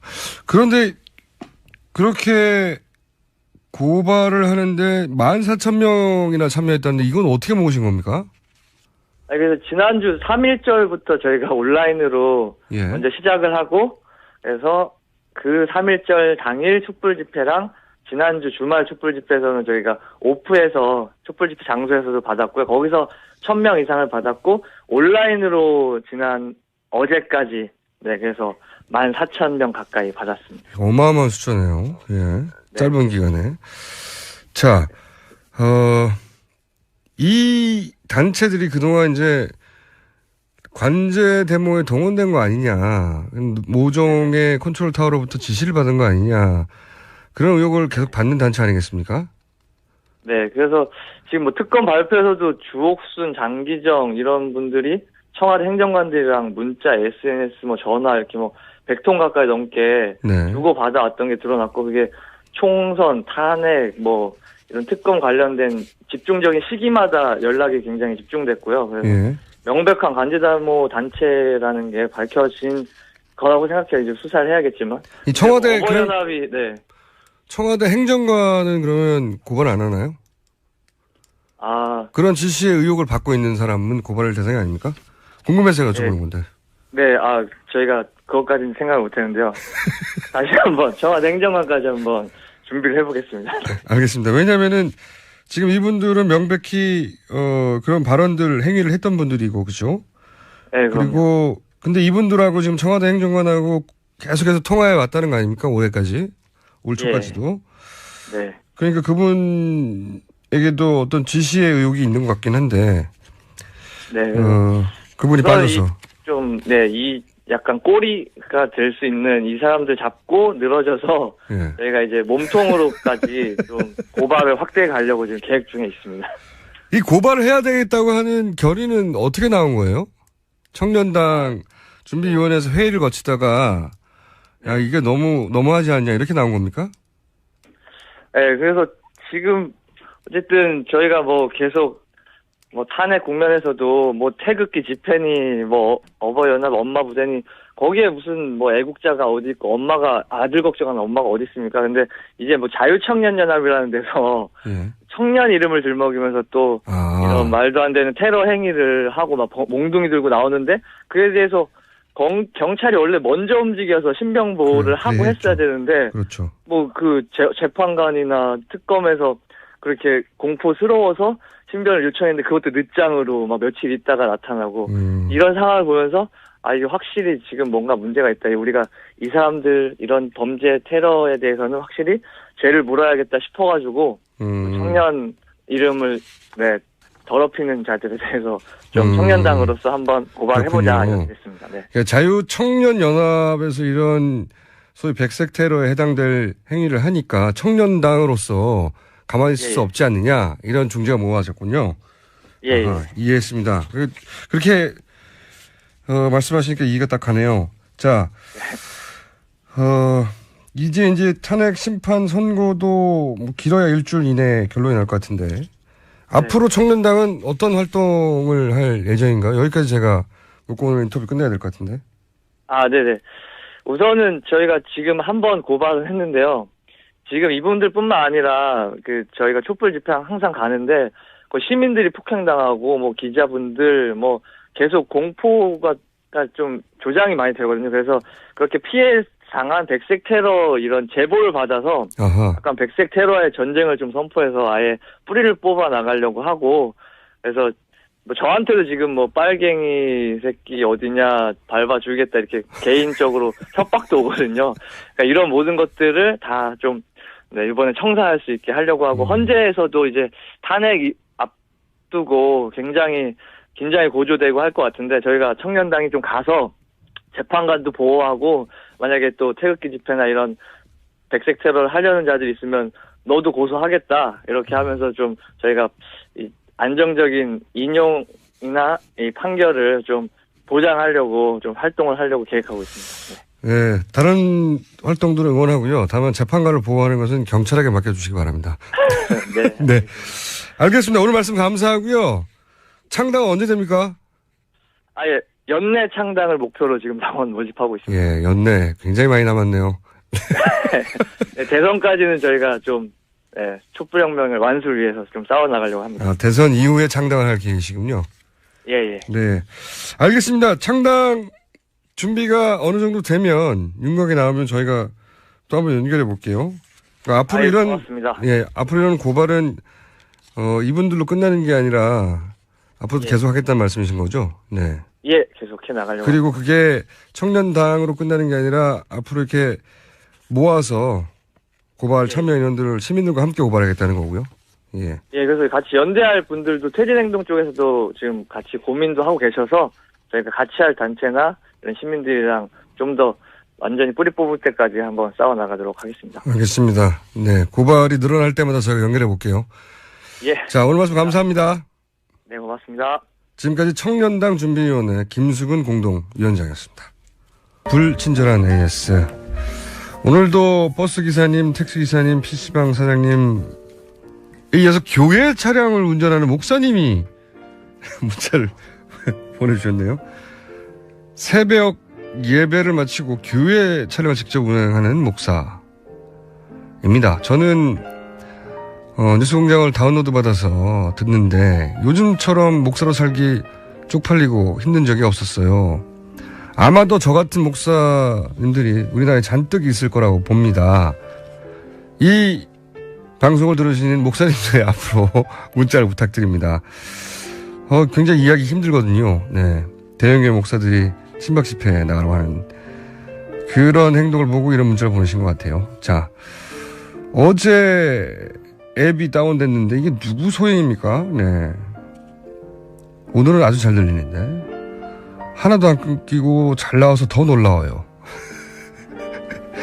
자, 누가 한 행동일까? 아니면 TBS 서버의 문제일까? 저희도 열심히 찾고 있습니다. 뉴스공장에서도 대선 후보 토론을 개최해 주세요.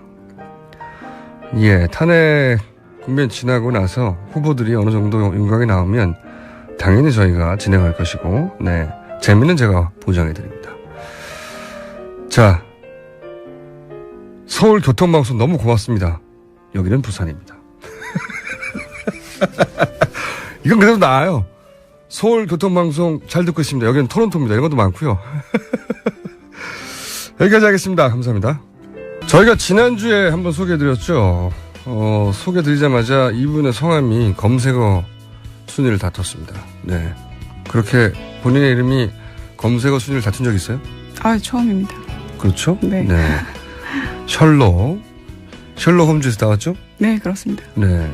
진실탐사그룹. 보통 이제 기자들만의 그룹도 있고 뭐 여러 가지 그룹이 있을 수 있는데 여기는 기자와 그리고 법조인들과 사진 기자들과 뭐 이렇게 뭉쳐 있죠. 전직 형사분도 계시고요. 전직 형사까지. 네.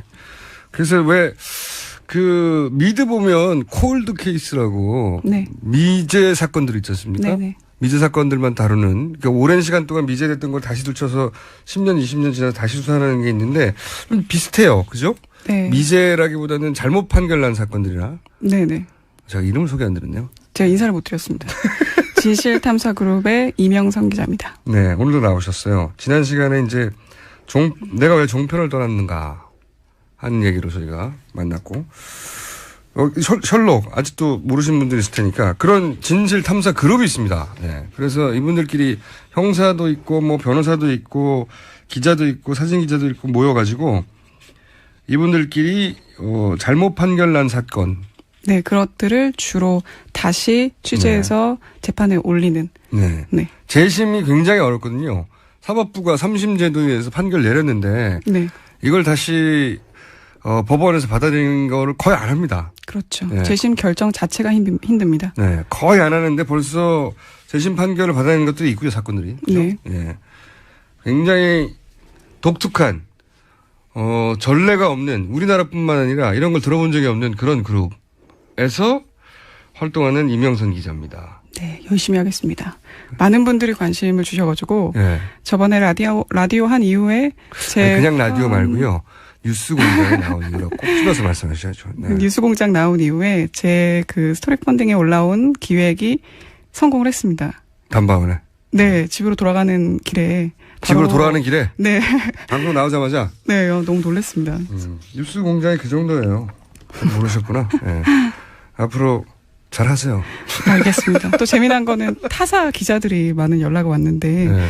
자기네들도 많이 힘들다. 네. 혹시 우리 회사 얘기를 좀 녹여서 써주면 어떻겠냐는 그런 아하. 연락도 좀 많이 들었고요. 본인이 떠난 종편 말고 네네. 다른 종편이나 다른 곳에서 연락이 와가지고 네. 그걸 녹여서 네. 소화서 해달라. 사실 민원이네 민원. 그렇죠. 청탁을 많이 받았죠. 어허. 종편의 문제가 아니고 이거는 한국 언론 전반에 대한 얘기이기 때문에 그런 걸 짚어주면 어떻겠냐 이런 청탁도 받았습니다. 인사 고가가 낮은 분들 아니에요, 그냥? 자, 그런 일을 하시는 분입니다. 제가 보기에는 그 전 세계 유례가 없는 그런 그룹이 탄생을 했어요. 그리고 지금까지는 대단히 성공적이고 성공 사례도 만들어 가고 있습니다. 네. 근데 이분이 이제 종편에서 기자 생활을 시작하셨고, 기자를, 그죠? 네. 예. 근데 떠나셨어요. 네네. 떠난 이유에 대해서 지난번에 말씀하셨고, 네. 오늘은 그러면 어떤 내용입니까? 오늘은. 네. 한 가지. 원래 이 화요일은 조성주가 간다 시간이거든요. 네네네. 네. 알고 있습니다. 근데 이분이 서울시 공무원이 됐어요. 아, 그런가요? 네. 그래가지고, 잘렸어요. 공무원이 돼가지고, 네. 잘리셨고, 저희가 이제 임영석 기자님이 이 방송을 하는 거를 체크를 좀 해서 괜찮으면 고정으로 해버릴까 하는 생각을 저 혼자 하고 있는 중입니다, 아직은. 자. 오늘은 어떤 이유로 나오셨습니까? 오늘은 남바라는 종편의 단독 보도에 대해서 말씀드리겠습니다. 종편에서 단독을 남발한다? 네. 물론 유의미한 단독들도 많죠. 네. 네. 근데 제가 문제를 제기하고 싶은 거는 사안의 본질에서 벗어난 사항들의 단독 타이틀을 붙이는 것에 대해서 말씀드리고 싶습니다. 우선 이제 단독은 매체의 자존심이에요, 원래는. 그렇죠. 네, 다른 당연하지만 모든 분야가 그렇지만 특히 기자사회에서 경쟁이 굉장히 심하거든요. 네. 낙종한다. 보통 물 먹었다고 하죠. 네네네. 네. 물 먹었던 걸 굉장히 치욕으로 여기고 기자들은. 그렇죠. 네. 근데 그래서 한 가지 사안을 모두가 다 다루게 됩니다. 네네네. 뉴스라는 게 뻔하기 때문에. 그런데 이제 아무도 못 다룬 뉴스만을 단독했을 때 기자의 위상도 올라가고 그리고 매체의 위상도 올라가고 그리고 단독은 매체에게는 굉장히 큰 명예이자 자기 실력을 과시하는 거잖아요. 그렇죠. 네. 그래서 단독의 의미가 굉장히 큽니다. 매체에서는. 그런데 이게 너무 남발된다. 그렇죠. 제가 전 직장에 있었을 때 한번 유병원의 장남 유대균이 뼈 없는 치킨을 시켰다라는 사실이 단독으로 보도된 적이 있었는데 네. 상당히 그 당시에도 많은 질타를 받았습니다. 뼈 없는 치킨을 시켰다 단독이었어요? 네. 그러니까 사실 검색이 돼서 포털 사이트에 검색을 해서 나오지 않으면 단독을 붙이는 경우가 많거든요. 그러니까 사안의 경중을 따져서 단독을 붙여야 되는데 그러지 않고 뼈 없는 치킨을 시켰다고 단독. 참 씁쓸합니다. 아니 근데 뼈 없는 치킨이라고 하는 메뉴가 따로 있나요? 네. 치킨을 별로 안 좋아하시는군요. 뼈 없는 치킨 많이 팝니다, 요즘에. 그 뼈가 없는 부위가 있는 게 아니라 원래 뼈가 있는 부위인데 그걸 뼈를 제거하고 파는 거예요? 네. 발라먹기 귀찮으니까요. 저한테는 단독인데요. 아니 뼈가 없는 치킨이 상품으로 나왔다는 게 단독인데 여하간 당시 유대균 씨가 이제 뼈 없는 치킨을 시켰다고 하기는 생각해 보시면 최순실 씨가 네. 처음에 수감되고 나서 네네. 곰탕 시켜서 단독이었어요. 네, 예. 알고 있습니다. 곰탕 주문에. 예. 그래서 사실 지금도 그런가 제가 퇴사한 지 벌써 2년이 됐기 때문에 지금도 이런 거 취재할 때 야 단독으로 붙여 이렇게 지시가 내려옵니까? 제가 이 사실을 조금 정확하게 알려드리는 게 좀 조심스러운 게 이게 후배 기자가 썼거든요. 아하. 네, 그 후배 기자가 이게 수습 끝나고 얼마 안 돼서 보고를 다 올리지 않습니까? 상세하게. 그러면 보통 윗선에서 이거 우리만 확보한 내용 아니냐? 그러면서 단독을 붙입니다. 경중에 상관없이. 네, 그래서 취재 기자는 좀 민망한 상황이 많죠. 그러니까 저 같은 경우도 주변부 정보를 올렸는데 그렇죠. 핵심 기사가 아니라 요거 단독이네 하고 네네네. 위에서 데스크가. 그래서 저 같은 경우에도 이런 부끄러운 기사를 쓸 경우에 다음날 출입처를 출근하기가 많이 꺼려졌습니다. 본인이 이렇게 뼈 없는 치킨 같은 사소한 단독 하신 적 있어요? 예전에 강서구 재력가 청부살인 사건이라는 게 있었습니다. 네. 그래서 김영식 서울시 전 의원이 맞습니다. 그 기억납니다. 사건의 어떤 중심이기 때문에 논란이 많이 됐었는데 그 서울시 본회의장에서 목소리를 좀 높여주세요. 네, 저희 알겠습니다. PD가 목소리가 점점 들어간다고. 네네. 네. 그 난데없이 동성애 성향적 발언을 했던 적이 있더라고요. 그래요? 네, 본회의장에서. 근데 이건 사건의 본질과도 상관이 없고, 그렇죠. 그다음에 정치적 발언도 아니기 때문에, 청부살인 사건이었는데. 네네. 네. 그렇게 주목할 사안은 아니었음에도 불구하고 저에게 이 기사를 쓰라는 지시가 떨어졌던 적이 있습니다. 동성애 관련 발언을 한 네. 것. 그러니까 사안과 상관없이 눈길을 끌 수 있으면 끄집어내서 단독을 갖다 붙인다. 네. 그런 게 하루 이틀이 아니다. 그쵸. 뭐 지금은 좀 나아졌는지는 모릅니다. 근데 2년 안 전만 나아졌어요. 안 나아졌고 날로 심해지고 있어요. 네, 제가 그래서 어제 좀 그 출연을 준비하면서 찾아봤는데 네. 뭐 4월에도 북한 시장에는 방울토마토가 판다. 뭐 이런 것도 나오고 그다음에 북한 시장에 단독 4월에 북한 시장에는 방울토마토 팔아 이렇게 단독이었어요? 네, 제가 전에도 말씀드렸지만 북한 기사가 좀 문제가 많은 걸로 좀 생각이 드는데 근데 이게 왜 단독이죠? 방울토마토가 제가 봤을 때는 영상을 좀 단독으로 확보해서 이거를 좀 틀어보겠다는 생각으로 이게 누구한테 기사를 충격을 주는 구성하다 거죠? 아니 북한에 방울토마토가 있어 이런 건가? 저도 잘 모르겠습니다. 안 팔 것 같은 품목을 팔아서 기사를 작성한 건지 근데 제가 봤을 때는 이 영상을 확보한 걸 최대한 활용하기 위해서 기사로 작성하는 과정에서 아니, 북한에서 방울토마토를 판다는 게 왜 뉴스일까요? 그것도 단독일까? 충격적이지 않은데 전혀. 정보성도 없잖아요. 여하간 그리고 또 뭐가 있습니까? 그리고 이제 김정은과 관련된 기사가 많이 나옵니다. 그렇죠, 그래서 항상. 또 어제도 제가 좀 검색을 하는 과정에서 나온 것들이 있는데 그 김정은이 애플 제품 마니아다. 그래서 자신의 이름을 자주 검색한다.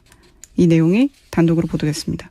애플 제품 마니아여서 자신의 이름을 즐겨 검색한다는 건 논리적으로 연결이 안 되잖아요.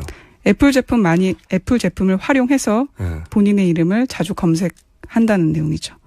애플 마니아인데 네네. 그 애플 제품으로 뭐 아이폰이라든가 아이패드라든가 네네네. 뭐 맥이라든가 이런 제품을 이용해서 자기 이름을 자주 검색한다고? 네. 그렇게 해서 간접적으로 정세 확인을 하더라. 뭐 이런 내용의 기사가 단독으로 보도됐습니다. 글쎄요. 저도 잘 모르겠습니다. 출처가 어디입니까?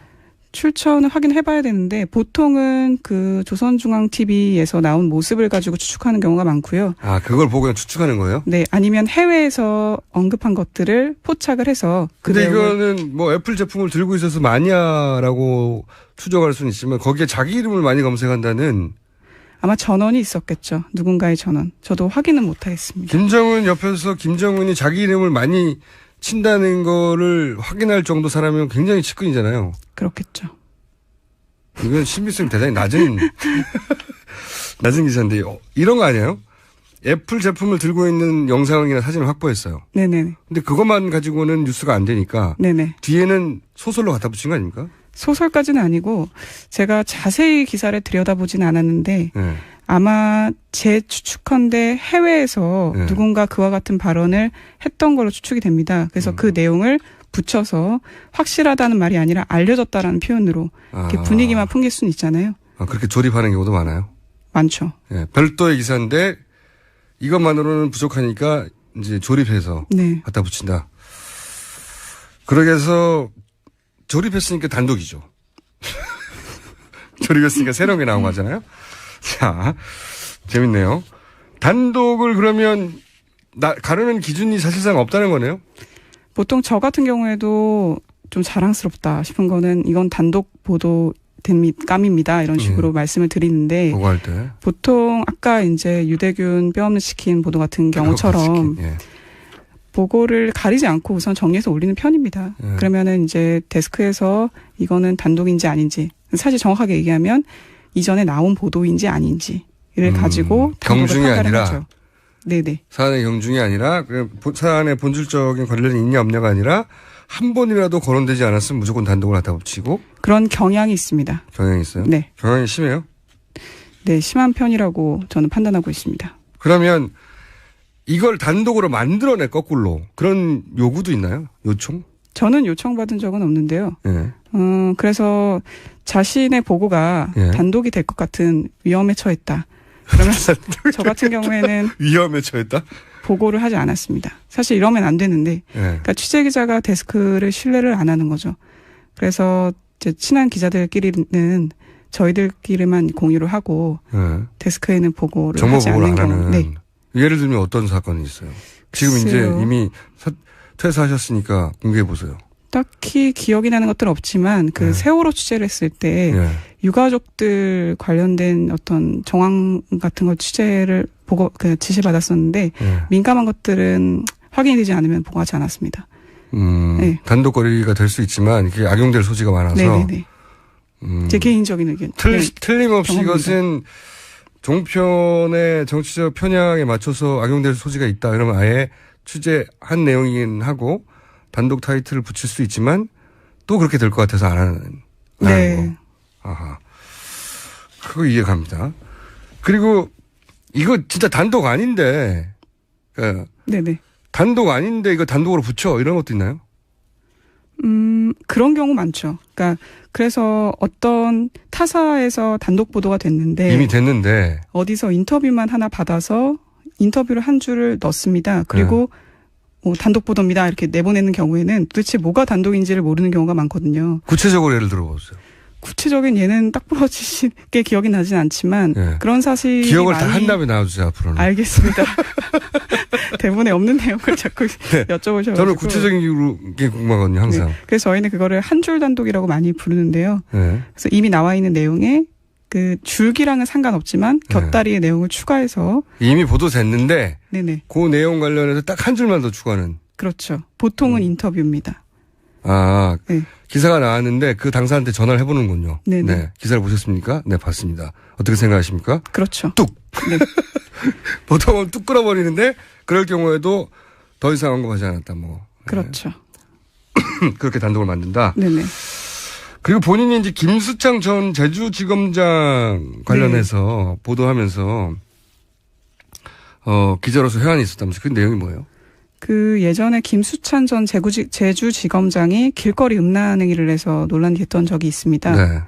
근데 그때 이제 저를 포함해서 2명이 그 취재기자 2명이 제주도로 가서 그 음란행위 CCTV를 찾은 적이 있습니다. 사실 그것도 좀 회의가 컸었거든요. 과연 그만한 사안인가? 그러니까 음란행위 CCTV를 찾는 게 과연 유의미한가? 어차피 방송에서 나올 수가 없지 않습니까? 근데 그때 여러 가지 CCTV를 확보하긴 했습니다. 음란행위가 찍힌 건 아니고 뭐 식당에 간다거나 엘리베이터를 탄다거나 엘리베이터를 탄다거나 근데 그런 내용에도 단독을 붙여서 식당 단독 식당에서 밥을 먹더라. 그래서 이 뭐 경로라고 할까요? 그 당시에 이제 사건이 있었던 이동 경로. 네, 그거를 단독으로 내보낸 거죠. 그러니까 무의미한 거죠. 무의미하지만 영상이 확보됐으니까 단독으로 붙여서 내보내는 거. 네네네. 자, 이게 이제 아까 말씀하셨잖아요. 이게 비록 뭐 종편이 아무래도 경쟁이 심해서 눈에 많이 띄긴 하지만 종편만의 문제가 아니다. 단독 경쟁은. 제가 최근에 주목해서 보는 거는 그 국가기관 통신사 연합뉴스인데 연합뉴스에서도 지금 이와 같은 일들이 많이 벌어지고 있기 때문에 많이 좀 안타까운 상황입니다. 뭐 예를 들어 생선은 건강식이다. 뭐 이런 것도 단독이 붙고 그다음에 뭐 생선 건강식이다. 마트에서 모로코 문어가 50% 가격으로 팔더라. 절반 가격으로 팔더라. 뭐 이런 내용에도 단독이 붙기 때문에 단독이 사라진 경우 있어요. 정반대로. 이건 단독 맞는데 이 매체의 정치적 편향 때문에 아예 사라져버렸다. 한 30초 남았는데 짧게. 그런 얘기는 좀 들어본 적이 없고요. 그러니까 최대한 단독으로 포장을 해서 보도를 해야 사실상 포털 사이트에 비슷한 내용이 많으니까 그렇게 해서라도 눈에 띄고 클릭이 유도가 되면 최대한 단독을 활용하려는 경향이 강하죠. 알겠습니다. 자, 종편만의 문제는 아닌데 종편에서 유난히 두드러지는 문제점에 대해서 오늘 짚어봤고요. 앞으로도 저희가 이 문제를 계속 이 진실탐사그룹 셜록의 이명선 기자하고 계속 짚어볼 생각입니다. 오늘 말씀 감사합니다. 네, 감사합니다. 지금까지 김어준이었습니다. 네, 내일 다시 뵙겠습니다. 안녕.